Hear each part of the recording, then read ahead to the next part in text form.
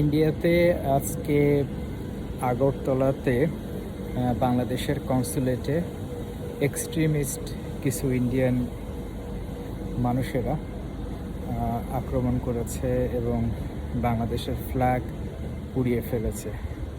এটা খুবই দুঃখজনক।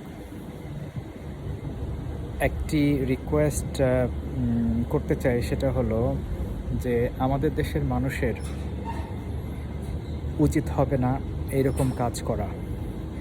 বাংলাদেশের ইন্ডিয়ান কনসুলেটস আছে, হাই কমিশন আছে, আমাদের দায়িত্ব হবে এই কনসুলেট বা হাই কমিশনকে প্রোটেক্ট করা।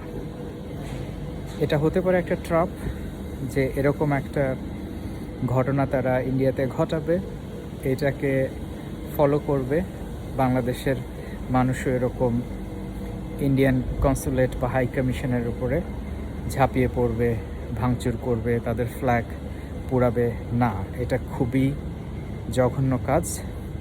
এটা ভিয়েনা কনভেনশন এবং ইন্টারন্যাশনাল যত কনভেনশন আছে সব কনভেনশনের ক্লিয়ার ভায়োলেশন। যেমন বাংলাদেশে যত কনসুলেটস, অ্যাম্বাসিজ, হাই কমিশনস আছে, এইগুলার নিরাপত্তা দেওয়া বাংলাদেশ সরকারের অন্যতম দায়িত্ব। বাংলাদেশের কনসুলেটে অ্যাটাক করেছে, বাংলাদেশের ফ্ল্যাগ পুড়িয়েছে, এটা ওই সরকারের ব্যর্থতা যে তাদের যেই নিরাপত্তাটা দেওয়ার কথা ছিল তারা সেটা দিতে পারেনি।